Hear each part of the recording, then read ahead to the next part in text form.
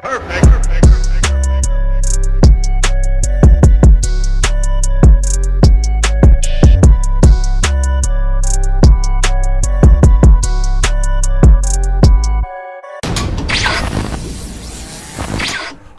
good, guys? It's your boy, The Bearded Sand, and we're back with another live reaction to No Game, No Life.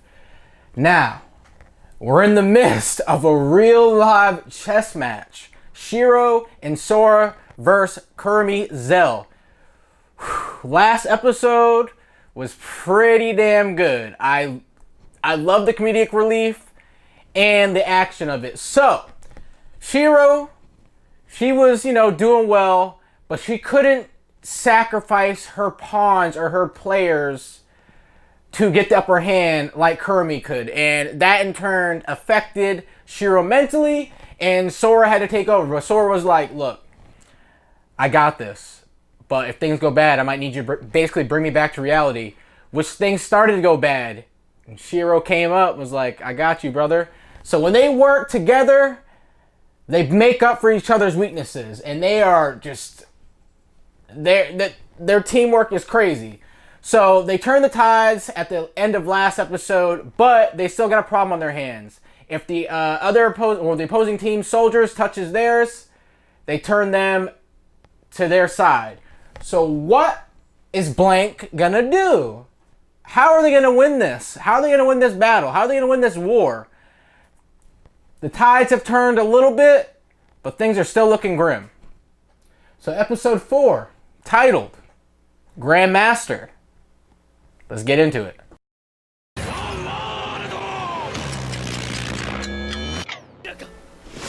乱心の教王に代わり民を導けるのはもはやそなた以外におらぬと思うが相違あるだろうか女王よ今こそ決断を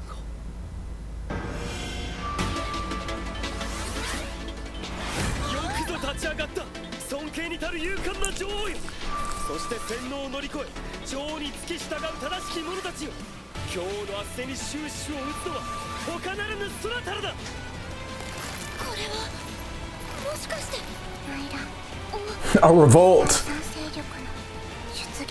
Now they're turning against Kurumi. 言った。戦わずして勝つってな一体どこの種族を味方につけてるの No race is helping them. なあ狂乱の王よ知ってるか現実の戦争はな王が討ち取られる前に決着をつけることもできるんだぜそっちにもはや勝ち目はない降伏しろよこれが戦わずして勝つ方法ソラ Oh, shoot. She really is the Mad Queen. この国は渡さない私たちの国は私たちのものよ Okay, she looks nuts. 命を捨てて敵王の首を取りなさい裏切り者を蹴って捨てて前へ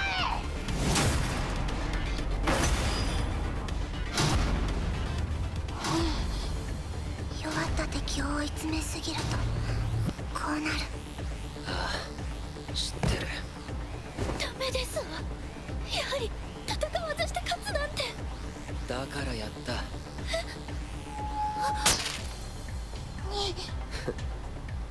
圧政恐怖支配独裁者不思議なもんだよないつの世もそういう為政者の最後はなぜか藩をしたように決まってるんだよ兵士ユニットですらない身近な誰かによる暗殺で終わる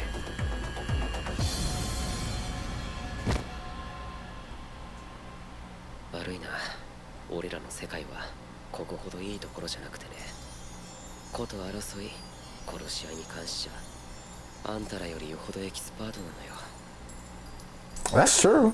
この勝負空白の勝ちとする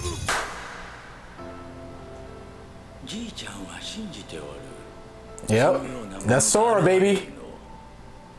最弱ゆえに強さを知る者最弱ゆえに真の強さと渡り合える者それがイマニティの希望可能性なのじゃよ。可能性。よく似合っとるよステ Stephanie.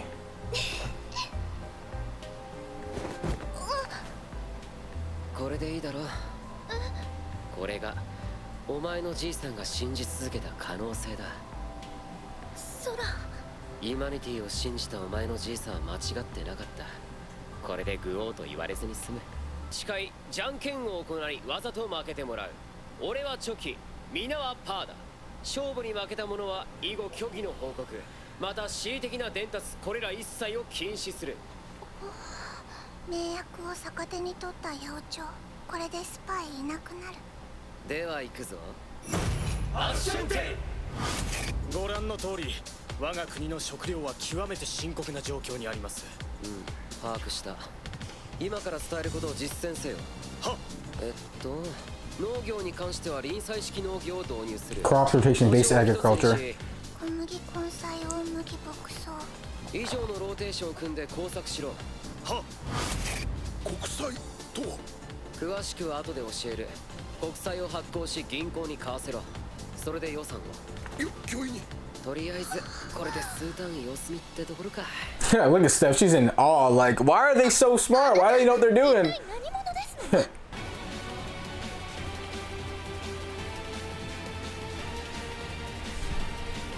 の？ごきげんよう。 Ah, he's nervous. All that big talk and all those moments. Now he's nervous. 普段は抑えてんの。Oh, now he's gonna have courage. Look.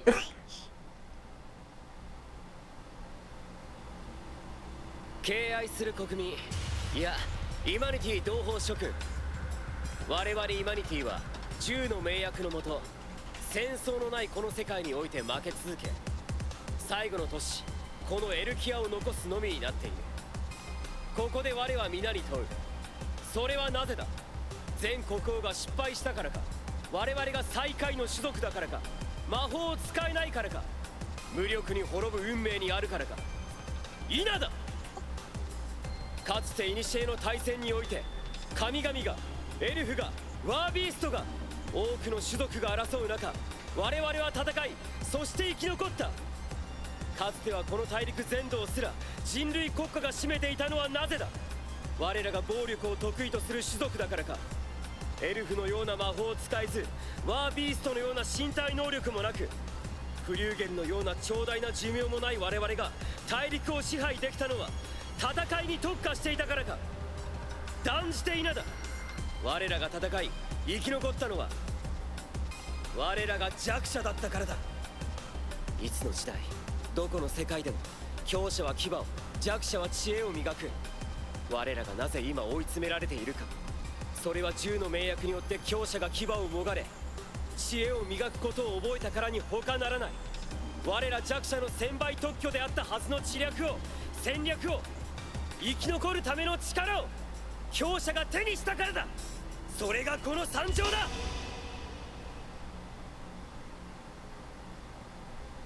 皆の者答えよ。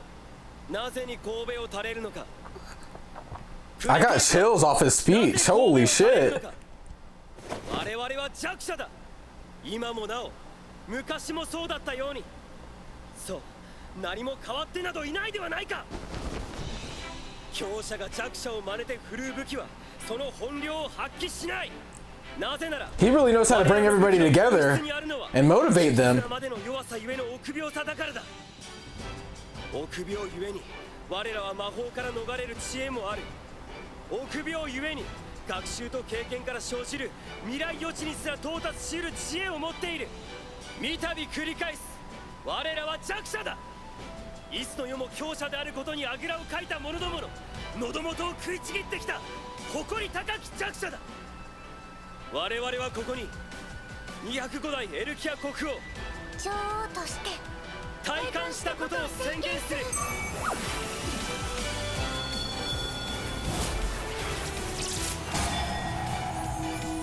あれが全権代理者に与えられる種のすべて、種の駒。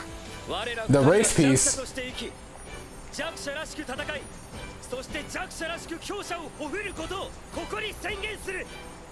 かつてそうだったようにこれからもそうであるように認めよう、我ら最弱の種族。何ももって生まれぬゆえに何者にもなれる最弱の種族であることを。 That inspired everybody in that kingdom. もう散々苦しんだろ、もう過剰に卑屈になったろ。待たせたな、イマニティ同胞諸君。今この瞬間、我がエルキアは全世界の国に対して宣戦布告する。反撃ののろしを上げろ。我らの国境線返してもらうぞ。なん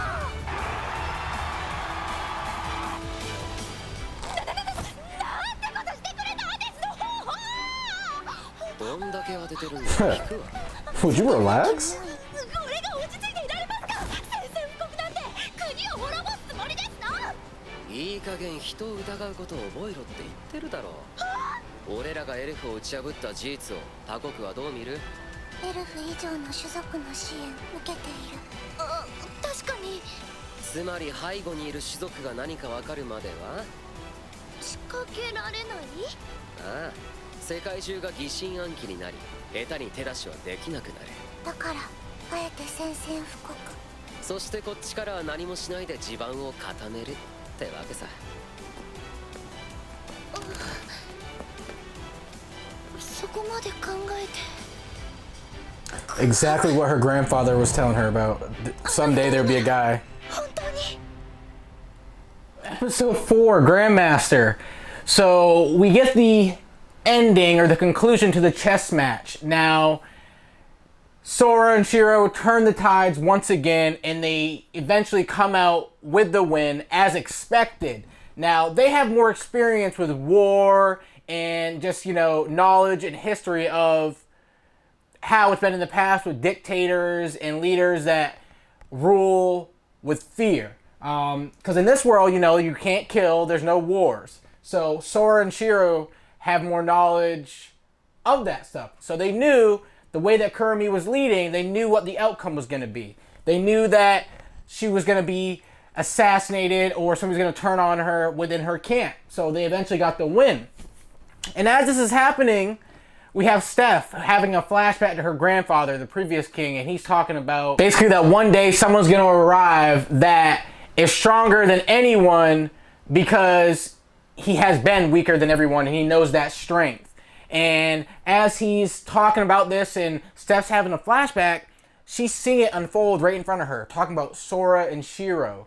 So she sees this and she's like, could this, like, this is them, like, because they don't want to fight either. They don't want to kill anybody. They don't want to sacrifice anybody. They want to win. Yeah, they definitely want to win, but they want to do it the right way, not by sacrificing anybody or using them as pawns or, you know, any of that stuff. They want to do it the right way, and that is blank.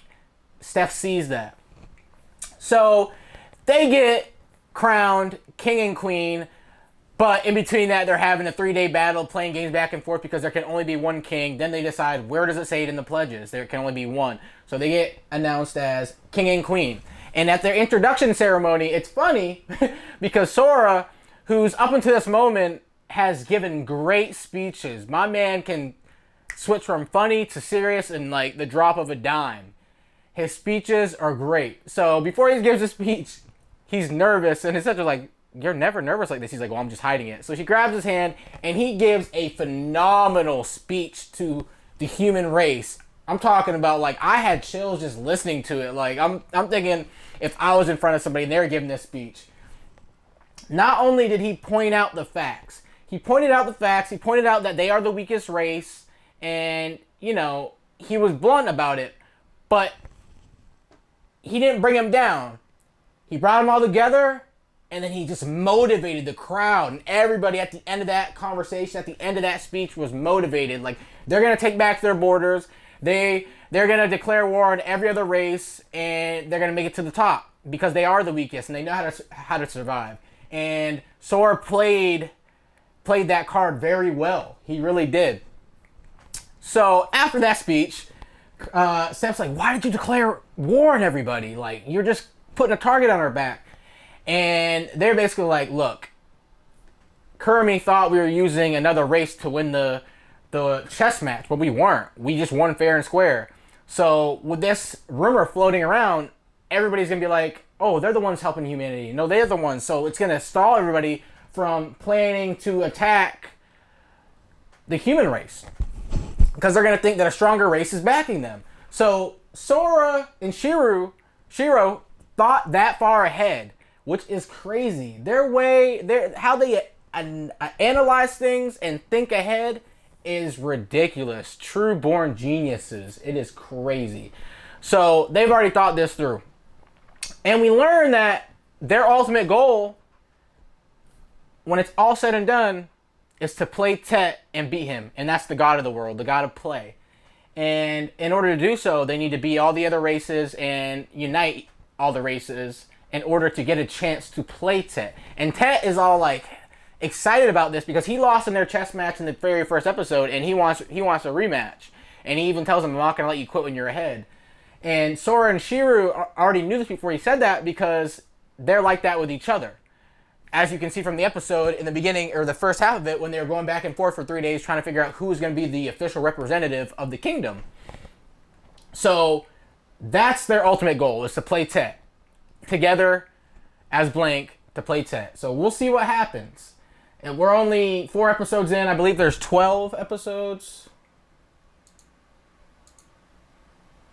12 episodes. Yeah, I'm thoroughly enjoying this ride so far.